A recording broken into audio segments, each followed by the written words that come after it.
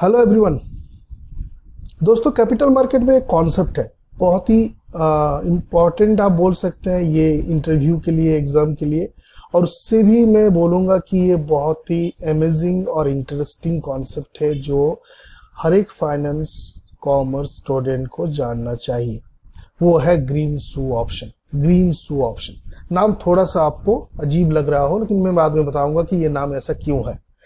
बात है कि कोई भी कंपनी जब फर्स्ट टाइम प्राइवेट से अपने आप को पब्लिक में बदल रही है, प्राइवेट से अपने आप को पब्लिक में बदलना मतलब मार्केट में शेयर इशू करना, पब्लिक को मौका देना कि उस कंपनी का शेयर होल्डर बने। ठीक है, तो कोई भी कंपनी जब अपने आप को प्राइवेट से पब्लिक में बदल रही है तो वो क्या करती है, शेयर इशू करती है। ठीक है, उसको कहा जाता है इनिशियल पब्लिक ऑफरिंग। वो first time initially share issue कर रहा पब्लिक को उस कंपनी का शेयर होल्डर बनाने के लिए। ठीक है, अब सपोज एक कंपनी का नाम ABC लिमिटेड मान के चलिए। ये पहले था प्राइवेट कंपनी, अब ये बनना चाहता है पब्लिक कंपनी, और ये कंपनी शेयर इशू कर रहा है। ठीक है, शेयर इशू कर रहा है, कंपनी शेयर इशू कर रहा है रुपीज 10 पर शेयर। ठीक है, कंपनी शेयर इशू कर रहा है ₹10 पर शेयर। कितने का शेयर इशू कर रहा है, टोटल कितना शेयर इशू कर रहा है? शेयर इशू कर रहा है 1 लाख शेयर। 1 लाख शेयर ये कंपनी इशू कर रहा है। ठीक है, मैं थोड़ा सा 1 लाख शेयर्स मैं थोड़ा सा छोटा छोटा फिगर लेता हूं, क्योंकि शेयर मार्केट की अगर मैं बात करूं तो 1 लाख शेयर बहुत ही कम होता है, लेकिन मैं छोटा फिगर ले रहा हूं for the sake of convenience of understanding. तो टोटल कितना शेयर कैपिटल मार्केट से उठाया जा रहा है? 10 लाख का। 1 लाख शेयर ₹10 पर शेयर, यानी कि 10 लाख शेयर मार्केट से टोटल 10 लाख अमाउंट उठाया जा रहा है। Okay, no problem. अब दोस्तों, सेकेंडरी मार्केट का कॉन्सेप्ट तो आपको पता ही होगा कि कोई भी शेयर जब इशू हो जाता है, इशू हो जाने के बाद उस शेयर को खरीदने या बेचने के लिए, मतलब जो ऑलरेडी इशूड शेयर है, उस शेयर को अगर आप खरीदना चाहते हैं, किसी के पास वो शेयर है, वो अब बेच देना चाहता है, तो उसके लिए एक मार्केट होना चाहिए ना, जहां मैं अपना एग्जिस्टिंग शेयर को बेच देना चाहूं तो बेच पाऊं, या मैं किसी से शेयर खरीदना चाहूं तो खरीद पाऊं। यानी कि ये कंपनी से मैं शेयर खरीद बेच नहीं रहा हूं। कंपनी तो शेयर इशू कर दिया, इन्वेस्टर उसको खरीद लिए, लेकिन अब उस शेयर को इन्वेस्टर किसी को बेचना चाहे, या कोई उस शेयर को उस एग्जिस्टिंग इन्वेस्टर से खरीदना चाहे, तो उसके लिए एक मार्केट होना चाहिए। मैं मोटा मोटा तौर पे बोल सकता हूँ सेकंड हैंड मार्केट एक होना चाहिए, सेकंड हैंड शेयर की, यानी कि एग्जिस्टिंग शेयर की। तो उसको कहता है स्टॉक एक्सचेंज। स्टॉक एक्सचेंज आपको पता होगा, स्टॉक एक्सचेंज इसको कहते हैं, स्टॉक एक्सचेंज या सेकेंडरी मार्केट। तो क्या होता है, कोई भी कंपनी जब शेयर इशू कर दिया अपना ₹10 पर शेयर, ABC लिमिटेड कर दिया शेयर इशू, अब इस कंपनी को एक स्टॉक एक्सचेंज में उतना शेयर का लिस्टिंग करवाना पड़ता है। लिस्टिंग करवाना मतलब जाके परमिशन लेना, मैं मोटा मोटा तौर पे बोल रहा हूँ, जाके परमिशन लेना कि मैंने जो शेयर इशू किया वो आपका स्टॉक एक्सचेंज में उसका ट्रेडिंग आप करने की परमिशन दे, मतलब आपका स्टॉक एक्सचेंज में उसका ट्रेडिंग होगा, ये मैं आप इसका परमिशन लेना, यानी कि वहां लिस्टिंग करवा देना। जैसे आप BSE में गए, बॉम्बे स्टॉक एक्सचेंज में गए, और उस 10 लाख शेयर को लिस्टिंग करवा दिए, तो उसमें क्या होगा, आफ्टर इशू मतलब पोस्ट इशू उस शेयर का इन्वेस्टर के बीच में, पब्लिक के बीच में खरीदना बेचना, ये जो है वो आपको उस प्रोसेस आप कर पाएंगे उस स्टॉक एक्सचेंज में। ठीक है, यानी कि एग्जिस्टिंग शेयर होल्डर का बाइंग एंड सेलिंग होता है स्टॉक एक्सचेंज में, जिसके लिए आप जो भी कंपनी इनिशियल पब्लिक ऑफरिंग कर रहा हो तो उसको उतना शेयर का लिस्टिंग करवा देना पड़ता है स्टॉक एक्सचेंज में जाके।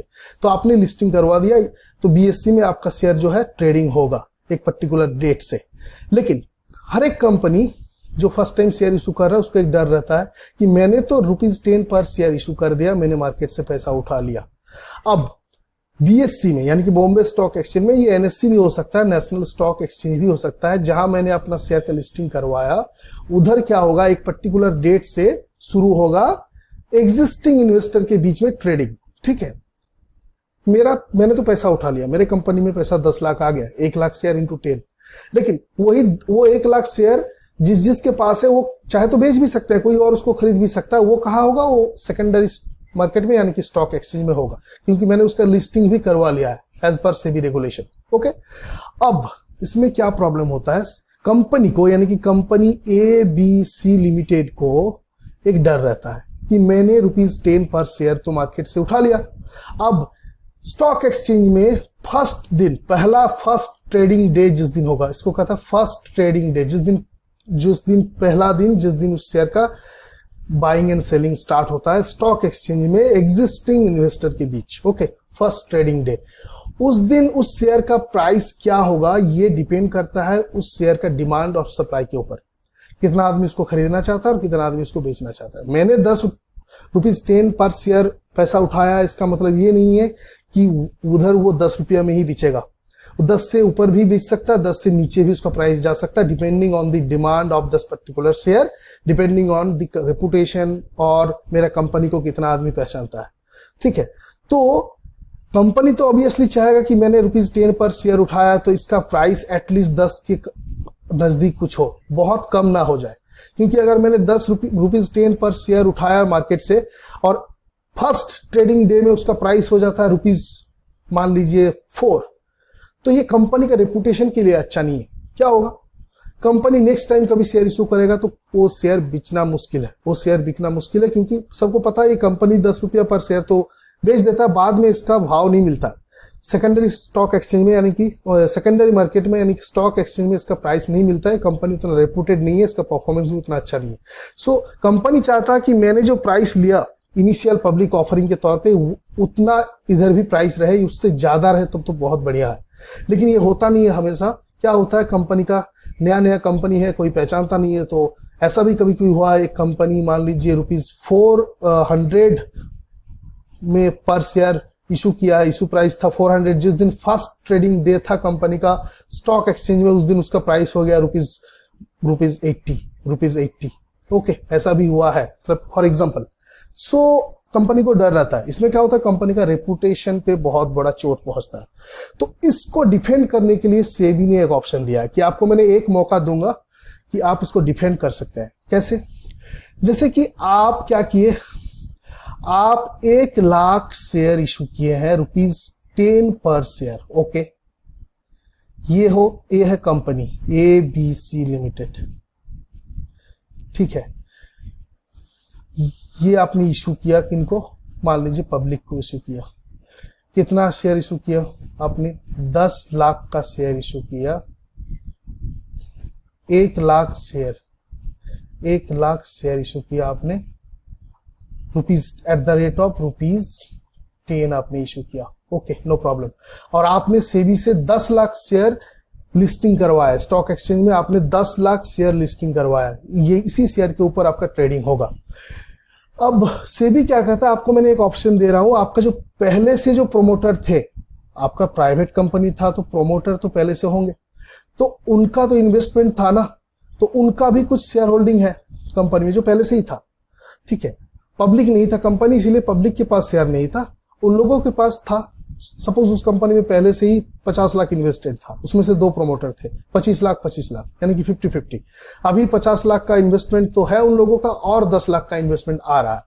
तो ये जो प्रोमोटर थे, इन लोगों से ये अपना कुछ शेयर होल्डिंग बेच दे, कुछ शेयर बेच दे एक स्टेबिलाइजिंग एजेंट, जिसको आपको अपॉइंट करना है, इसका नाम है स्टेबिलाइजिंग एजेंट।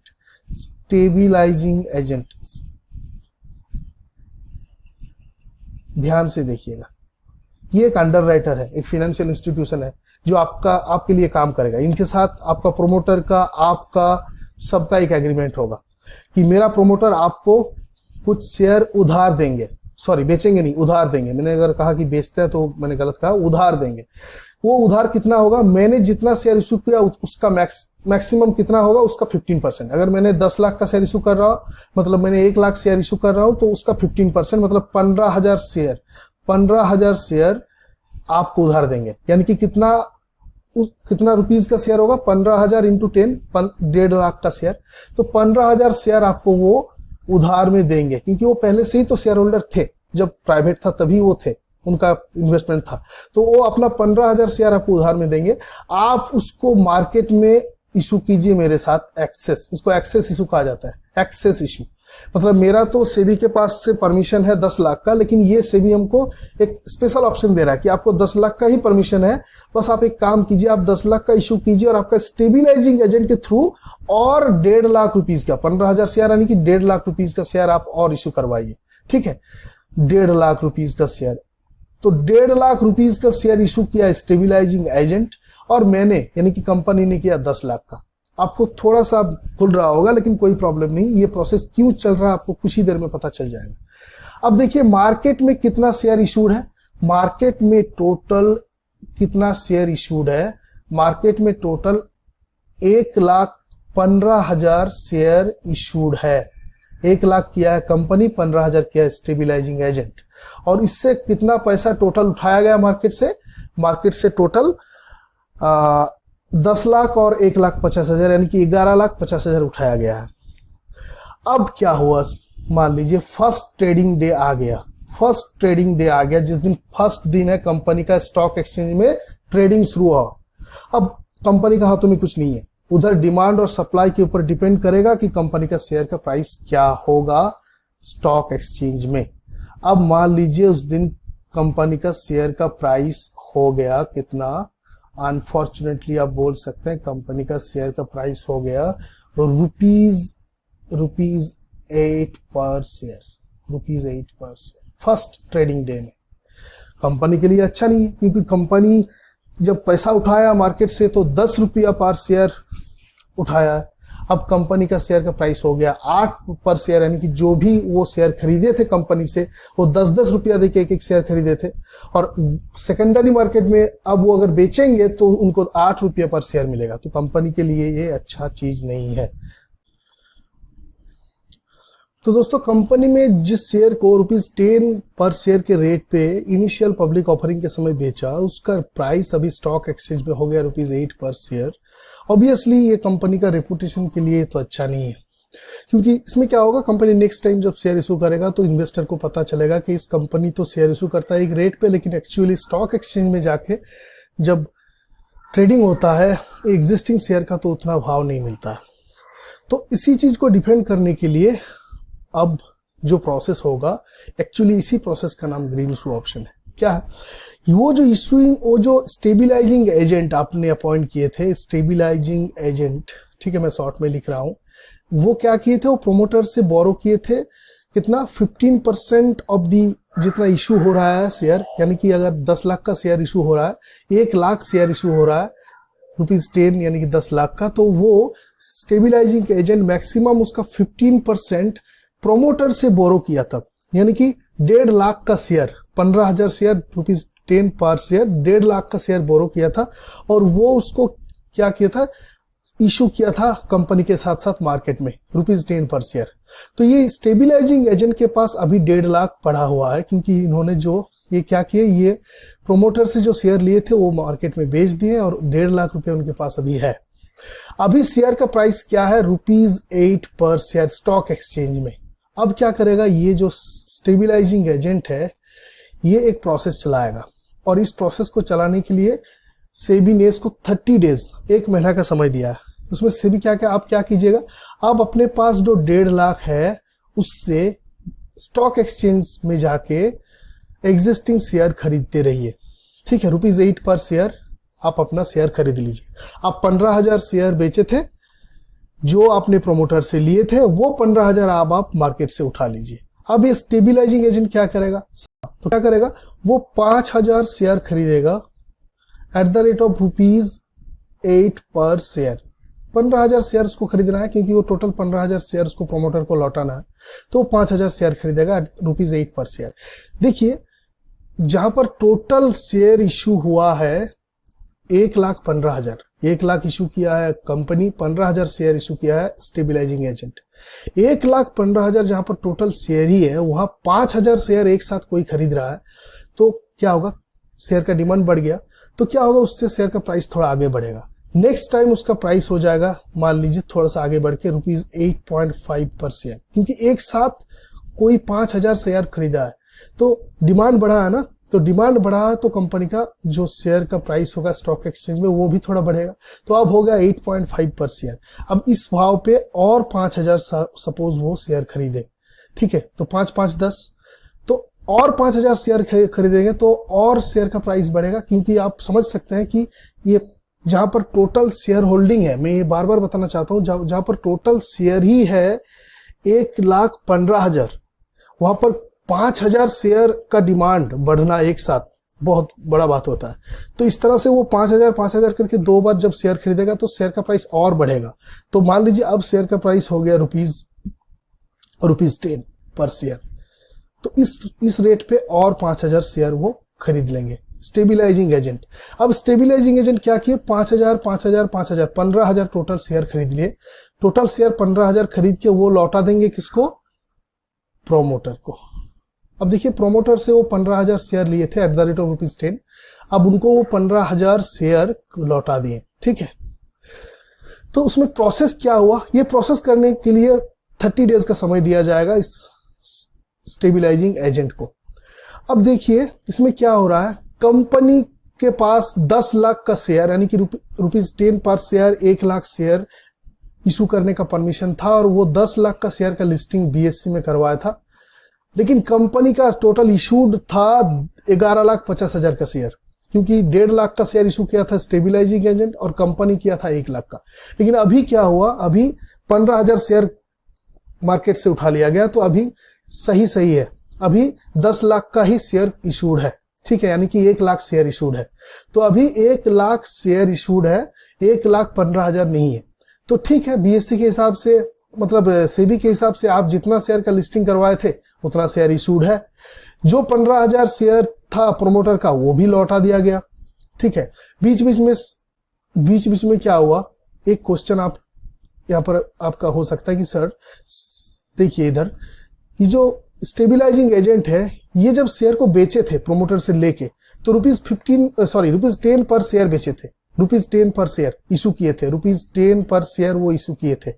लेकिन अब जब ये खरीदे उसको मार्केट से, तो उनको ₹10 पर शेयर नहीं देना पड़ा, उनको ₹8 पर शेयर देना पड़ा 5,000 के लिए, और 5,000 के लिए देना पड़ा 8.5, और लास्ट 5,000 के लिए देना पड़ा 10। तो उनको पूरा शेयर 15,000 ₹10 पर शेयर से नहीं खरीदना पड़ा।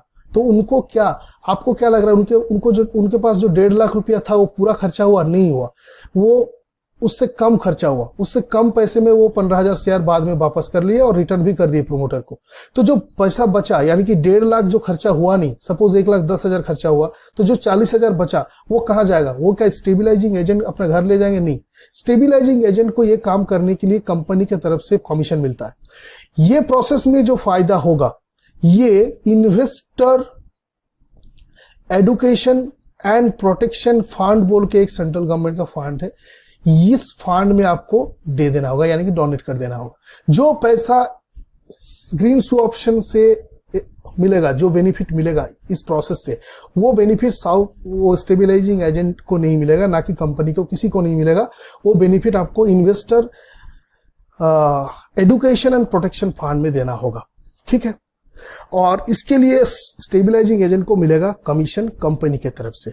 अब एक क्वेश्चन हो सकता है कि सर ये ₹10 में आ गया, ये 10 तो नहीं भी हो सकता है। आप 5-5 हजार शेयर खरीद के डिमांड बढ़ा रहे हो, उससे प्राइस बढ़ रहा है, ठीक है, लेकिन एग्जैक्टली ये ₹10 नहीं भी हो सकता है, नहीं भी हो सकता है। आपका ₹8 पर शेयर था, वो बढ़ते बढ़ते 12 भी हो सकता है, 14 भी हो सकता है, क्योंकि आप डिमांड बढ़ा रहे हो। 10 भी हो सकता है, 9 भी हो सकता है, 9.5 भी हो सकता है। लेकिन एक बात तय है कि आपका ₹8 पर शेयर जो था, उससे प्राइस तो थोड़ा आगे जाएगा, क्योंकि आप एक साथ इतना शेयर खरीद रहे हो। ठीक है, सो ये मैंने ये एग्जांपल दिया, ये जस्ट फॉर कन्वीनियंस, बट ये आप इतना मान लीजिए कि ये प्राइस को स्टेबिलाइज करने का एक प्रोसेस है, इसीलिए इसको प्राइस स्टेबिलाइजिंग प्रोसेस भी कहा जाता है, ग्रीन शू ऑप्शन को।